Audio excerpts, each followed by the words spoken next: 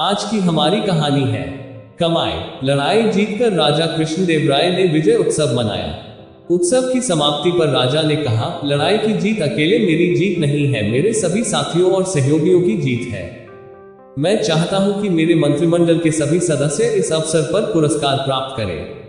आप सभी लोग अपनी अपनी पसंद का पुरस्कार लें, परंतु एक शर्त है कि सभी को अलग अलग पुरस्कार लेने होंगे।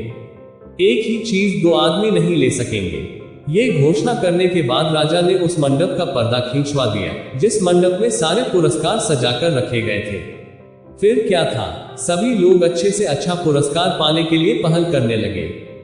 पुरस्कार सभी लोगों की गिनती के हिसाब से रखे गए थे।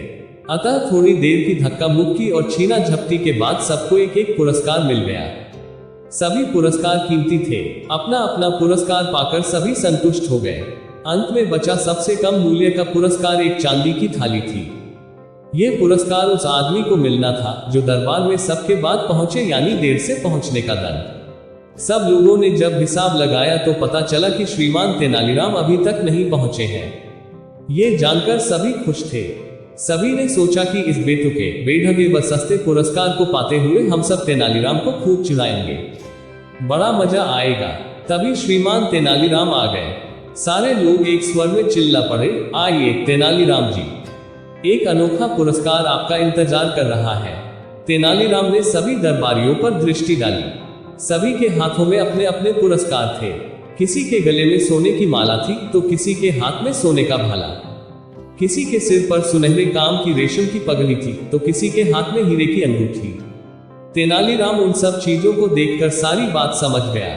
उसने चुपचाप चांदी की थाली उठा ली। उसने चांदी की उस थाली को मस्तक से लगाया और उस पर दुपट्टा ढक दिया, ऐसे कि जैसे थाली में कुछ रखा हुआ हो। राजा कृष्णदेव राय ने थाली को दुपट्टे से ढकते हुए तेनालीराम को देख लिया। वे बोले, तेनालीराम, थाली को दुपट्टे से इस तरह क्यों ढक रहे हो? क्या करूं महाराज, अब तक तो मुझे आपके दरबार से हमेशा अशरफियों से भरे थाल मिलते रहे हैं। ये पहला मौका है कि मुझे चांदी की थाली मिली है। मैं इस थाल को इसलिए दुपट्टे से ढक रहा हूं ताकि आपकी बात कायम रहे। सब यही समझे कि तेनालीराम को इस बार भी महाराज ने थाली भरकर अशरफियां पुरस्कार में दी है। महाराज तेनालीराम की चतुराई भरी बातों से प्रसन्न हो गए।